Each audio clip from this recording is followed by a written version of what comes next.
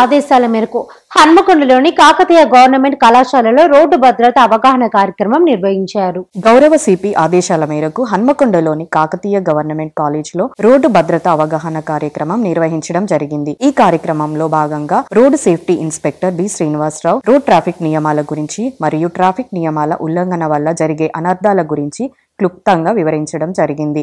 ఇంకా వరంగల్ కమిషనరేట్ ప్రతి నెల జరిగే రోడ్డు ప్రమాదాలు, అవి జరగడానికి గల కారణాలు మరియు అవి జరగకుండా ఉండడానికి తీసుకోవాల్సిన జాగ్రత్తల గురించి మరియు అందరూ తప్పకుండా హెల్మెట్ ధరించాలని, మైనర్ డ్రైవింగ్ ఎవరు చేయకూడదని మరియు 18 సంవత్సరాలు నిండిన వారందరూ డ్రైవింగ్ లైసెన్స్ కొరకు అప్లై చేసుకోవాలని, రోడ్డు ప్రమాదాల నివారణలో యువత బాధ్యత చాలా ముఖ్యమని తెలపడం జరిగింది.